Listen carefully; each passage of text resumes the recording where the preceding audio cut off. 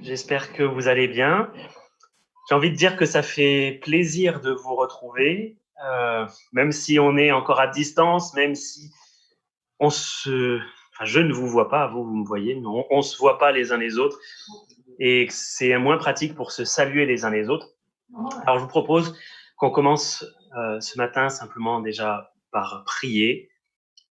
On demande à Dieu de nous rendre le cœur sensible à sa parole. Oui, notre Dieu, c'est ce que nous te demandons. Tu bénisses ta parole, que nos cœurs soient sensibles à cette parole. Je prie que tu m'aides dans ces conditions à prêcher comme il le faut, à être fidèle dans cette prédication. Donne-nous de mettre en pratique ce que nous recevons, Seigneur, toujours dans ces conditions particulières. Nous nous attendons à toi, ô notre Dieu. Au nom du Seigneur Jésus-Christ. Amen. Alors, j'ai demandé au Seigneur s'il fallait, compte tenu des circonstances un peu particulières qu'on traverse, s'il fallait changer le fil des prédications qu'on a entamées sur l'épître aux Galates. Et le Seigneur ne m'a pas demandé de changer. Donc, on va continuer dans Galates, chapitre 3. On va lire à partir du verset 15 et jusqu'à la fin du chapitre. Alors, je vous demande juste un petit instant. Je vais régler quelques bricoles.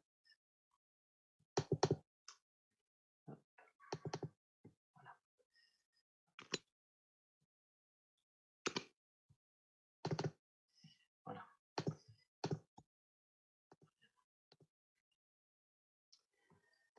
Donc, dans cet épître aux Galates, on voit et on a vu depuis plusieurs semaines, on a parlé de l'évangile, on a parlé de la loi, on a parlé du salut par la foi seule et pas par les œuvres. On a mis beaucoup l'accent sur ce qu'a fait Jésus-Christ et sur le fait qu'obéir à la loi ne va jamais nous sauver. Alors vous vous demandez peut-être, oui d'accord, mais pourquoi est-ce qu'il y a une loi alors? À quoi ça sert qu'il y ait une loi si y obéir, ça ne me sauve pas? Pourquoi est-ce que Dieu aurait pris la peine d'édicter des lois si c'est pas pour qu'on y obéisse? Et le texte qu'on va lire ce matin répond à ces questions. Alors, c'est un passage qui est un petit peu long, mais qui est aussi assez compliqué. Je dis ça dès maintenant pour que personne ne soit surpris, pour que personne non plus ne décroche dès les premières lignes. On va voir, il y a des formulations un peu compliquées dans ce texte, mais on va les expliquer ensemble. Et avant de lire, on va essayer de se rappeler une chose. C'est l'apôtre Paul qui écrit aux églises de Galatie pour corriger de mauvais enseignements qu'ils ont reçus, des mauvais enseignements selon lesquels, d'une part, il faut mettre en pratique les commandements de Dieu pour être sauvé, et d'autre part, on progresse spirituellement et on s'améliore par notre obéissance à cette même loi. Donc, on va lire le Galates, chapitre 3, versets 15 à 29. C'est l'apôtre Paul donc qui écrit, qui dit « Frères, je parle à la manière des hommes. Une disposition en bonne forme, bien que faite par un homme, n'est annulée par personne, et personne n'y ajoute. Or, les promesses ont été faites à Abraham et à sa descendance. Il n'est pas dit « et aux descendances » comme s'il s'agissait de plusieurs, mais comme s'il s'agit d'une seule, et à ta descendance, c'est-à-dire à Christ. Voici ce que je veux dire. Une disposition que Dieu a confirmée antérieurement ne peut pas être annulée, et ainsi la promesse rendue sans effet par la loi survenue 430 ans plus tard. Car si l'héritage venait de la loi, il ne viendrait plus de la promesse. Or, c'est par la promesse que Dieu a fait à Abraham ce don de sa grâce. Pourquoi donc la loi? Elle a été donnée ensuite, à cause des transgressions, jusqu'à ce que vienne la descendance à qui la promesse avait été faite. Elle a été promulguée par des anges au moyen d'un médiateur. Or, le médiateur n'est pas médiateur d'un seul, tandis que Dieu est un seul. La loi est-elle donc contre les promesses de Dieu? Loin de là. S'il avait été donné une loi qui puisse procurer la vie, la justice viendrait réellement de la loi. Mais l'Écriture a tout renfermé sous le péché, afin que ce qui avait été promis soit donné par la foi en Jésus-Christ à ceux qui croient. Avant que la foi vienne, nous étions enfermés sous la garde de la loi, en vue de la foi qui devait être révélée. Ainsi, la loi a été comme un précepteur pour nous conduire à Christ, afin que nous soyons justifiés par la foi. La foi étant venue, nous ne sommes plus sous ce précepteur, car vous êtes tous fils de Dieu par la foi en Jésus-Christ. Vous tous qui avez été baptisés en Christ, vous avez revêtu Christ.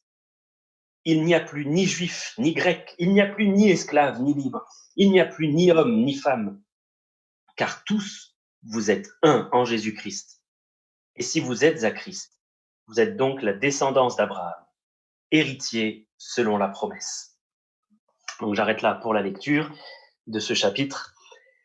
Et comme d'habitude, on va voir d'abord quelques explications au sujet du contexte de ce passage, parce que ça va nous aider à comprendre les formulations un petit peu compliquées. Alors, on va pas faire une étude mot à mot, ni ligne à ligne, mais dans les grandes lignes, justement, pour nous aider à comprendre.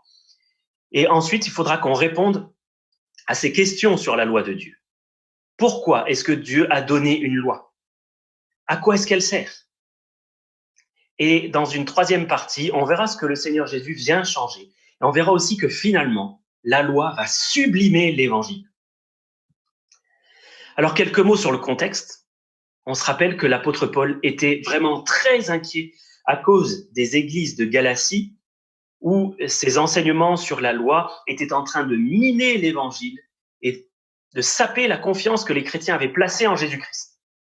Alors il veut leur démontrer que c'est une folie de s'attacher à la loi quand on a cru en Jésus-Christ, que ça réduit l'évangile à rien, que ça rend l'œuvre de Christ inutile. Et pour ça, il va leur expliquer à quoi sert la loi. Si vous regardez au verset 10, qu'on n'a pas lu ce matin, mais dans le même chapitre, au verset 10, il vient de leur dire que tous ceux qui s'attachent aux œuvres de la loi sont sous la malédiction. Et du coup, dans notre passage ce matin, il anticipe les pensées et les questions que pourraient se poser ses lecteurs. Mais la loi vient de Dieu. Pourquoi alors est-ce qu'elle procure la malédiction? Et puis, Jésus a bien dit qu'il n'était pas venu pour abolir la loi. On trouve ça dans Matthieu 5, verset 17. Alors, est-ce que tu n'es pas en train de nous détourner de la loi et de la volonté de Dieu? Et donc, pour répondre à ces questions, il leur explique comment Dieu a fait les choses et surtout dans quel ordre il les a faites.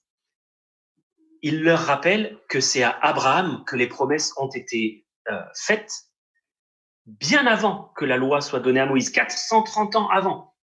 Donc Dieu, ça il faut le noter, Dieu a commencé premièrement par faire des promesses que l'homme devait saisir par la foi. C'est la foi qui a été mise en avant dès le départ. Et ça, Dieu ne le change pas, il ne l'annule pas. Et dans notre texte, on a vu, il y a le mot disposition, une disposition en bonne forme, qui ne peut pas être annulée. Certaines traductions parlent aussi de testament, d'alliance, c'est-à-dire de la façon dont Dieu a décidé d'agir avec les hommes. Et dès la chute, Dieu a décidé que le seul moyen d'être sauvé, c'est de croire dans les promesses qu'il a faites. Pas d'obéir à la loi qui est arrivée 430 ans après Abraham. À Abraham, Dieu a promis une postérité, c'est-à-dire une descendance. Et cette postérité, c'est Christ. Et c'est en croyant à cette promesse de la descendance, Christ arriverait, qu'Abraham a été justifié, qu'il a été sauvé. Et d'ailleurs, si vous regardez dans Genèse chapitre 3 et verset 15, vous allez voir que c'est en croyant à cette même promesse qu'Adam et Ève peuvent être sauvés. Dieu leur fait la promesse d'une descendance, de la postérité de la femme qui va écraser la tête du serpent. Et donc, on comprend que depuis le départ, ce qui sauve, c'est la foi en cette promesse que Dieu va envoyer un sauveur. L'homme n'a jamais été sauvé de son péché et de l'enfer par son obéissance, mais par sa foi en la promesse que Dieu allait envoyer un sauveur. Et maintenant que ce sauveur a été envoyé, nous sommes sauvés en croyant à l'accomplissement de cette promesse en Jésus-Christ. C'est par la foi que vous êtes sauvés. par la grâce, par le moyen de la foi. Alors, reste cette question. Pourquoi la loi? C'est normal de se poser cette question. Quelles sont les raisons qui ont poussé Dieu à faire connaître aux hommes cette loi, sachant que son plan n'est pas et n'a jamais été de sauver l'homme au moyen de cette loi? Regardez le verset 19 dans notre texte ce matin. Il reprend cette question. Pourquoi donc la loi? Elle a été donnée ensuite à cause des transgressions, jusqu'à ce que vint la postérité à qui la promesse avait été faite. Qu'est-ce que ça veut dire, à cause des transgressions? Eh bien, ça nous montre que Dieu, dans sa sagesse, a voulu montrer aux hommes leurs transgressions, les rendre conscients de leurs fautes. Alors, on va regarder un texte, si vous avez votre Bible avec vous, regardez dans Romains, chapitre 7, et vous pouvez garder un doigt dans Romains 7, parce qu'on va y revenir plusieurs fois dans ce chapitre. Romains 7, regardez le verset 7. Il est dit, « Que dirons-nous donc? La loi est-elle péché? Loin de là. Mais je n'ai connu le péché que par la loi, car je n'aurais pas connu la convoitise si la loi n'avait dit, tu ne convoiteras point. » Il fallait la loi pour nous montrer nos transgressions. Pourquoi? Eh bien parce que le péché nous rend aveugles. Personne ne se voit pécheur. Alors tout le monde, presque tout le monde va acquiescer au fait qu'on n'est pas parfait. Tout le monde le dit, ah bah, je suis pas parfait, personne n'est parfait. Et ça, on le sait tous, qu'on soit chrétien ou qu'on le soit pas. Mais il y a une différence énorme dans notre cœur entre savoir qu'on n'est pas parfait et savoir qu'on est pécheur. C'est totalement différent. Mon imperfection, elle n'embête que moi et mes semblables. Dire que je suis imparfait, finalement, ça revient à dire que je suis comme tout le monde, ce qui n'est pas très grave. Mais être pécheur, ça revient à dire que je ne suis pas comme Dieu veut que je sois. Mon péché, c'est une offense qui est faite à Dieu, c'est une offense qui est faite au Créateur de l'univers, à celui qui tient ma vie dans sa main. Être pécheur, c'est représenter aux yeux de Dieu une tâche que je ne peux pas enlever, c'est crier une injure vers le ciel. Quand on comprend ce que c'est qu'être pécheur, mes amis, on a le cœur tourmenté. C'est de l'angoisse et je peux même dire que c'est de la terreur de se retrouver face à un Dieu qui est si saint que les anges même ne peuvent pas le regarder sans se voiler la face. Être convaincu qu'on est pécheur, c'est pousser le même cri que l'apôtre Paul dans Romains 7, verset 24. Il dit « Misérable que je suis, qui me délivrera de ce corps de mort ?» Si vous n'avez pas reconnu votre état de pécheur, de quoi voulez-vous être sauvé? Si vous ne voyez pas la laideur de votre condition, votre perdition totale, pourquoi est-ce que vous voulez avoir besoin d'un sauveur? Si vous n'avez pas vu le péché comme Dieu le voit, vous ne pouvez pas savoir ce que c'est la tristesse selon Dieu. Vous ne pouvez pas savoir ce que c'est que la repentance. Alors j'ai une question. Est-ce que vous avez déjà lu la loi? Lisez les 5 premiers livres de la Bible, Genèse, Exode, Lévitique, Nombre, Deutéronome. Ce sont ces livres qu'on appelle la loi particulièrement. Et vous allez comprendre en lisant ces livres ce que sont les exigences de Dieu. Lisez aussi les prophètes et vous verrez le châtiment que Dieu réserve aux pécheurs. La Bible nous dit que la loi n'est pas faite pour le juste, mais qu'elle est faite pour les méchants, pour les rebelles, pour les impies, pour les pécheurs, pour les irréligieux, les profanes, les parricides, les meurtriers, et je crois que la liste continue encore. Alors, la Bible nous dit aussi que cette loi, c'est une loi qui est belle, qui est grande, qui est parfaite. Et oui, elle est belle, grande et parfaite parce qu'elle est à la hauteur de la majesté de Dieu. Elle révèle ses exigences, qui elles aussi sont parfaites, qui sont saintes. Elle nous montre que Dieu a un caractère qui est droit.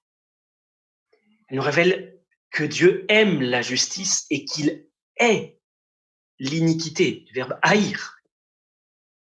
Et la loi exalte Dieu. C'est une loi qui exalte sa sainteté, qui exalte sa grandeur, qui exalte sa majesté. Oui, mais c'est aussi une loi qui tue le pécheur. C'est une loi qui le condamne. Retournez, s'il vous plaît, dans Romains chapitre 7, et on va lire les versets 7 à 13. Romains 7, versets 7 à 13.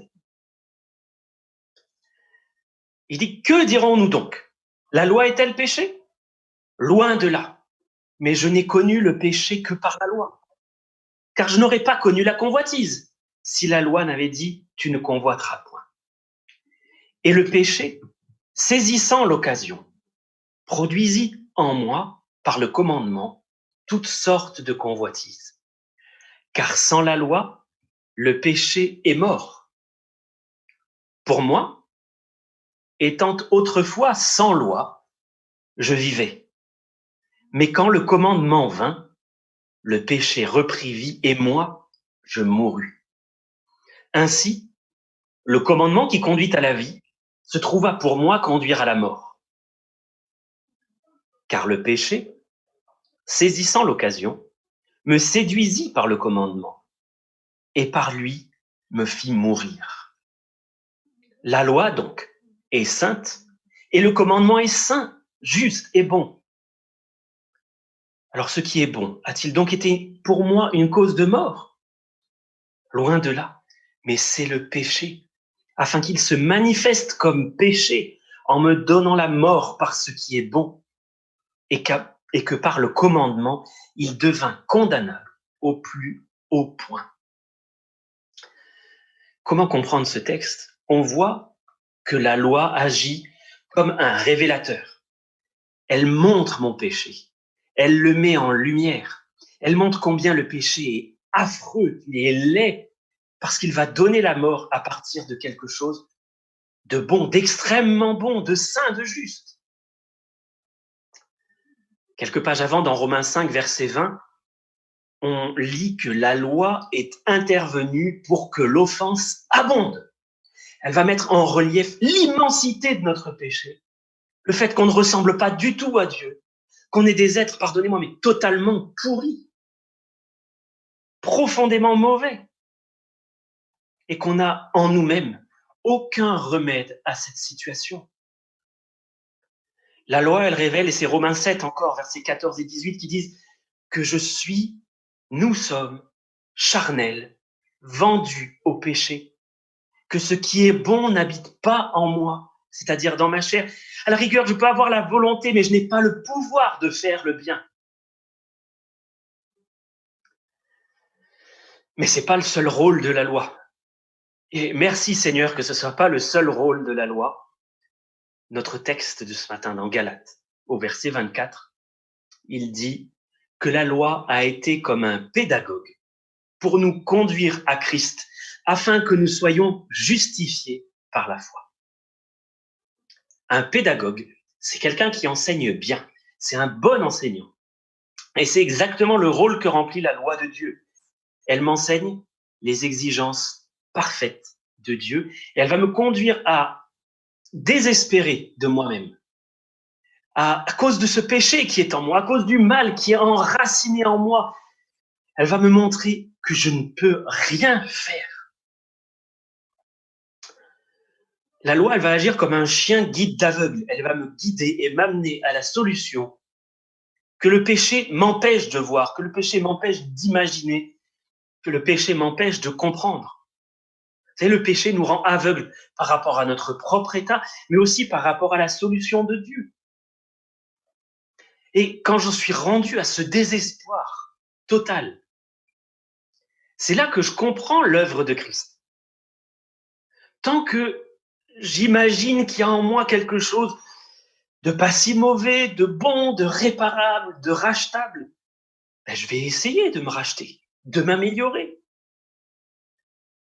Mais quand la loi a produit son effet et qu'elle m'a amené à comprendre que je suis pécheur. Et souvenez-vous, le péché transforme ce qui est bon en quelque chose de mauvais. Quand elle m'amène à comprendre que je suis pécheur, que je suis ennemi de Dieu, eh bien c'est là que j'ai enfin devant moi la seule solution qui est prévue par Dieu, un sauveur qui vient ôter les taches du péché, qui vient me recouvrir de sa justice parfaite. Un sauveur qui vient aussi mettre en moi sa vie parfaite et qui maintient cette vie. Un sauveur qui intercède pour moi en permanence. Il y a un verset que j'aime beaucoup dans l'Épître aux Hébreux. Il y en a plein dans l'Épître aux Hébreux que j'aime bien, mais il y en a un en particulier. Au chapitre 6, verset 18, il parle de nous, nous dont le seul refuge a été de saisir l'espérance qui nous était proposée.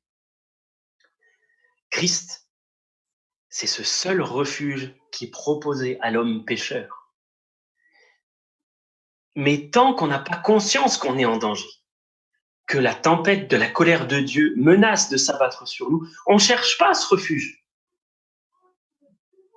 La loi, elle est comme cette avide tempête qui nous prévient que la tempête menace, pour nous pousser à chercher un refuge et à saisir l'espérance qui se trouve en Jésus. Alors, on arrive à cette troisième partie. Qu'est-ce que Jésus-Christ change ? Bien, on vient de voir que la loi me conduit à Jésus.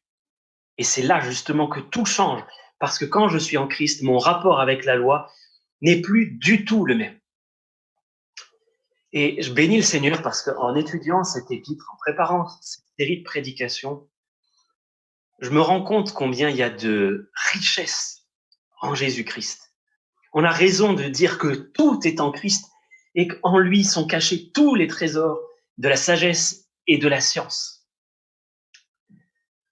En venant à Jésus, je trouve un sauveur parfait et qui répond au but pour lequel Dieu m'a créé.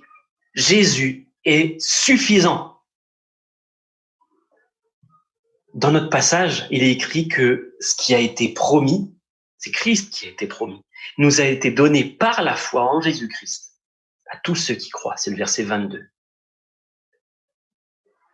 Et notre texte dit aussi que quand la foi est venue, nous ne sommes plus sous ce pédagogue qu'est la loi. Quand on est à Christ, on passe à autre chose. La loi a accompli son rôle de nous amener à désespérer de nous et à nous confier en Jésus. Quand je suis en Christ, ça signifie qu'il me recouvre exactement comme un manteau ou comme une couverture dans laquelle je m'enveloppe. Moi, je disparais. C'est Jésus que Dieu voit. Et son sang qui purifie de tout péché a recouvert toutes mes fautes. Dieu m'a fait grâce pour toutes mes offenses et maintenant je suis irréprochable aux yeux de Dieu, tout comme Christ l'est. Et ça signifie que la loi n'a plus de pouvoir sur moi, elle ne peut plus rien relever. Elle n'est plus en lien avec les imperfections parce que je suis en Christ et qu'il est parfait, parce qu'il a accompli toutes les exigences de la loi. C'est parce que je suis en Christ que Dieu peut trouver satisfaction en moi. Et c'est pas parce que je fais quelque chose. Alors on va retourner dans Romains 7, si vous voulez bien, et on va lire les premiers versets, les 4 premiers versets de Romains 7.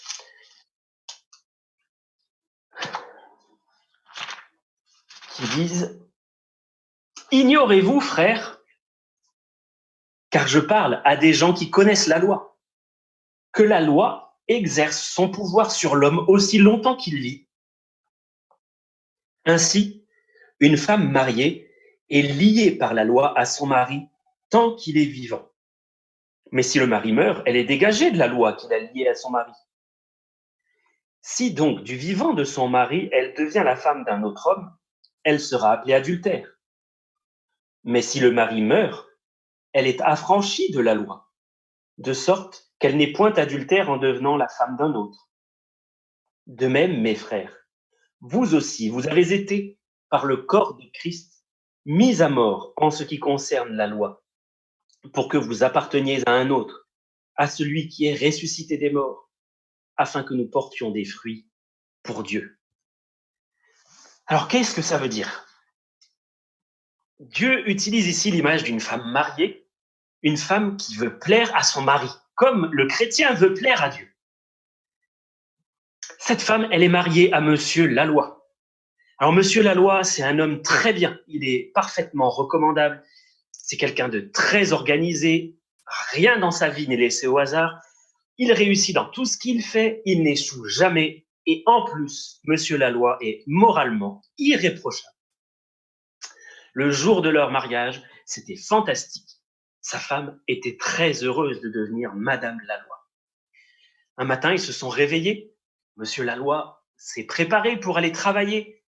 Et en partant, il a dit à sa femme, « Chérie, pour ce soir, il faudra que la maison soit propre et rangée et que le repas soit prêt. » Quand il est rentré le soir, Madame Laloy avait fait de son mieux. Mais son mari a remarqué qu'il restait un petit peu de poussière sur le manteau de la cheminée, que plusieurs choses n'étaient pas exactement à leur place dans le salon. Le repas était prêt lui aussi, mais Monsieur Laloy a trouvé qu'il manquait de sel et que la mousse au chocolat était trop sucrée. Avant de se coucher, Monsieur Laloy a dit à sa femme, « Demain, il faudra ranger le salon, laver la maison, préparer le repas et repasser le linge. » Et cette situation s'est répétée de jour en jour. Madame Laloy faisait de son mieux pour satisfaire son mari, parce qu'après tout, il demandait rien qui soit injuste, rien qui soit déplacé. Et puis Monsieur Laloy ne se mettait jamais en colère, il ne parlait jamais avec agacement, mais il n'était jamais satisfait. Et tous les soirs, quand il rentrait, il pointait du doigt ce qui n'avait pas été fait correctement, et tout ce qui n'avait pas été fait restait à faire. Comment s'est comportée Madame Laloy? Elle a commencé à déprimer. Elle a commencé à détester ce mari qui était trop exigeant. Et un jour, elle s'est dit qu'elle n'en pouvait plus et elle s'est mise à désirer que son mari meure pour être délivrée de ses exigences. Et quelque part, c'est là qu'on en arrive quand on veut plaire à Dieu par notre obéissance à la loi. Mais dans notre texte, la Bible nous dit que Monsieur Laloy n'est pas mort. Et forcément, parce que si on peut dire il est l'incarnation de la loi de Dieu, cette loi qui ne passe pas, la solution, c'est pas que Monsieur Laloy meure, c'est que sa femme meurt. C'est que Madame Laloy meurt. Il y a quelques semaines, on a vu le verset de Galates, chapitre 2, verset 20. Si vous vous souvenez, il était écrit « J'ai été crucifié avec Christ ». Ça signifie que je suis mort. La loi n'exerce plus son emprise sur moi à partir du moment où je suis en Christ. J'ai été crucifié avec Christ. Et dans ce texte de la Bible de Romains 7, Madame Laloy meurt et elle devient ensuite Madame Chrétien. Le verset 4 disait « De même, mes frères, vous aussi, vous avez été par le corps de Christ mis à mort en ce qui concerne la loi pour que vous apparteniez à un autre, à celui qui est ressuscité des morts, afin que nous portions des fruits pour Dieu. » Celui qui est en Christ, il n'est plus soumis aux exigences de la loi, parce que Jésus les accomplit parfaitement en lui tout le temps. Et ce nouvel époux, il n'a rien à voir avec Monsieur Laloy. Lui, il dit à sa femme, « Viens chérie, on va faire ça ensemble. » Et celle qui est maintenant Madame Chrétien, elle est heureuse, elle est soulagée. Elle peut travailler paisiblement et faire ce que son mari lui demande, parce qu'elle sait qu'il ne lui demande rien d'impossible et qu'il va lui offrir son aide constamment. Alors, j'ai dit en introduction que la loi sublime l'évangile. Et c'est vrai, on a vu que la loi, elle sert à révéler le péché, à montrer sa laideur, à exposer à la fois toute la perfection de Dieu, sa sainteté, ses exigences, mais aussi notre totale, complète et définitive faillite. Elle est comme un projecteur qui vient jeter une lumière très crue sur ce que je suis. Vous savez, les peintres, quand ils sont en train de repeindre une pièce, souvent ils utilisent un projecteur avec une lumière très puissante simplement pour bien voir les défauts qu'il peut y avoir dans leur peinture, là où ils ont peint, là où ils n'ont pas peint, et ça va relever le moindre cheveu qui se pose sur cette peinture. Alors aujourd'hui, quand vous prenez une photo avec votre téléphone portable, vous pouvez avoir instantanément un filtre qui vient masquer les imperfections, les rides, les petits boutons. Ça vous donne l'air radieux. Et puis il y a même des filtres qui, en plus, viennent ajouter du maquillage, rehausser les couleurs et qui vont vraiment nous mettre en valeur. La loi fait exactement le contraire. Elle révèle tout sans aucun filtre. Elle va montrer tous les détails de notre laideur intérieure, la monstruosité de nos pensées, la noirceur de notre cœur. Elle fait abonder le péché. Mes amis, la loi, c'est l'ennemi du selfie. Et vous savez aussi, quand on veut montrer toute la beauté d'un diamant, on le met sur un fond sombre. Vous n'avez jamais remarqué, si vous allez dans une bijouterie, souvent les bijoux sont mis dans un écrin de velours sombre. Et le trésor qu'est l'évangile, il va vraiment briller. Il va vraiment montrer toute la gloire de Dieu quand on voit le fond sombre, c'est-à-dire la noirceur de nos âmes. Et on aura toujours du mal à saisir la grandeur immense de l'amour de Dieu et la splendeur de l'évangile tant qu'on n'aura pas compris à quel point on est mauvais et combien Dieu est bon de nous avoir rachetés alors qu'on est parfaitement misérable. Ma prière, c'est que le Seigneur nous rende tristes, qu'il nous rende horrifiés de ce qu'on est, mais en même temps qu'on soit profondément reconnaissant parce qu'on a la bonne nouvelle de Jésus-Christ qui nous a rachetés de la malédiction de la loi, parce que lui a été fait malédiction pour nous. Mes amis, je vous propose qu'on prie maintenant.